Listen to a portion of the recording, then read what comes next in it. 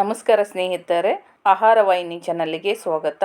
ತುಂಬ ಸಿಂಪಲ್ಲಾಗಿ ನುಗ್ಗೆ ಸೊಪ್ಪಿನ ಪಲ್ಯ ಮಾಡುವುದು ಹೇಗೆ ಅಂತ ನೋಡೋಣ ಬನ್ನಿ. ನುಗ್ಗೆ ಸೊಪ್ಪನ್ನು ತೆಗೆದು ಎಲೆಗಳು ಬಿಡಿಸಿ ಒಂದು 3 ಟೈಮ್ ಸ್ವಚ್ಛವಾಗಿ ಕ್ಲೀನಾಗಿ ತೊಳೆದಿಟ್ಟುಕೊಳ್ಳಬೇಕು.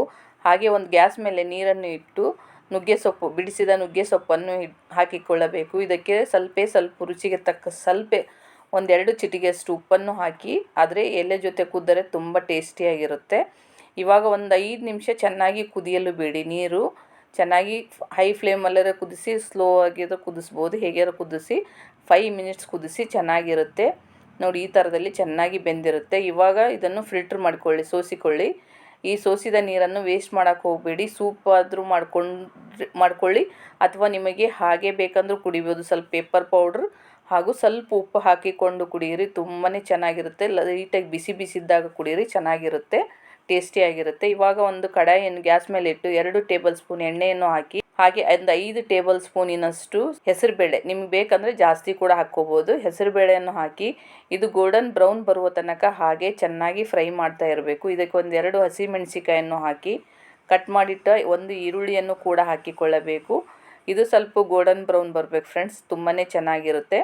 ಇದು ಸ್ವಲ್ಪ ಗೋಲ್ಡನ್ ಬ್ರೌನ್ ಬರುವವರೆಗೆ ಚೆನ್ನಾಗಿ ಹಾಗೆ ಫ್ರೈ ಮಾಡ್ತಾ ಇರಿ, ಸಣ್ಣ ಉರಿಯಲ್ಲೇ ಫ್ರೈ ಮಾಡಿ. ಈ ಸೊಪ್ಪು ಸೈಡ್ ಡಿಶ್ ಆಗಿ ಚಪಾತಿ, ರೊಟ್ಟಿ, ರೈಸಿಗೂ ತುಂಬಾ ಚೆನ್ನಾಗಿರುತ್ತೆ. ಹಾಗೆ ಈವ್ನಿಂಗ್ ಸ್ನ್ಯಾಕ್ಸ್ ಆಗಿ ಹಾಗೆ ಕೂಡ ತಿನ್ಬೋದು, ತುಂಬಾ ಚೆನ್ನಾಗಿರುತ್ತೆ. ರುಚಿಗೆ ತಕ್ಕಷ್ಟು ಉಪ್ಪನ್ನು ಹಾಕಿ, ಮಕ್ಕಳಿಗೂ ಕೂಡ ನೀವು ಬೌಲಲ್ಲಿ ಜಾಸ್ತಿ ಹೆಸರುಬೇಳೆ ಹಾಕಿ ಸೊಪ್ಪು ಪಲ್ಯ ಹಾಕಿ ಕುದಿಸಿ ಕೊಟ್ಟರೆ ತುಂಬಾ ಚೆನ್ನಾಗಿ ಈವ್ನಿಂಗ್ ಸ್ನ್ಯಾಕ್ಸ್ ಆಗಿ ತಿಂತಾರೆ. ಇದಕ್ಕೆ ಒಂದು ಅರ್ಧ ಟೇಬಲ್ ಸ್ಪೂನಿನಷ್ಟು ಖಾರದ ಪುಡಿ, ಸ್ವಲ್ಪ ಅರಿಶಿಣ ಪುಡಿ, ಒಂದು ಕಾಲು ಟೇಬಲ್ ಸ್ಪೂನ್ ಧನಿಯಾ ಪುಡಿಯನ್ನು ಹಾಕಿ, ನಿಮಗೆ ಬೇಕಂದರೆ ಧನಿಯಾ ಪುಡಿ ಯೂಸ್ ಮಾಡ್ಕೊಳ್ಳಿ, ಅಥವಾ ಬೇಡ ಅಂದರೆ ಸ್ಕಿಪ್ ಕೂಡ ಮಾಡ್ಕೋಬೋದು.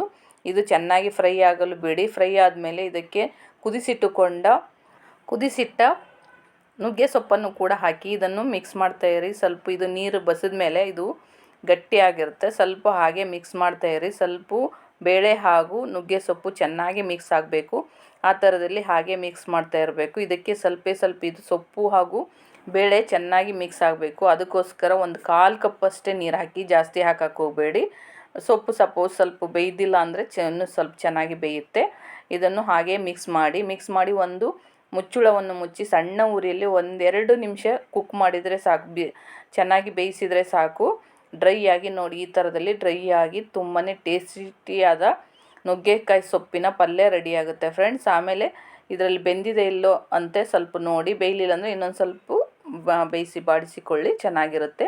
ಇವಾಗ ನೋಡಿ, ನುಗ್ಗೆ ಸೊಪ್ಪಿನ ಪಲ್ಯ ರೆಡಿ ಫ್ರೆಂಡ್ಸ್. ಇದು ನಿಮಗೆ ಇಷ್ಟ ಆದರೆ ನಿಮ್ಮ ಫ್ರೆಂಡ್ಸ್ಗೂ ಶೇರ್ ಮಾಡಿ. ಬೆಲ್ ಐಕನ್ ಒತ್ತಿದರೆ ನೋಟಿಫಿಕೇಷನ್ ನಿಮಗೆ ಬರುತ್ತೆ friends. Thank you to all friends.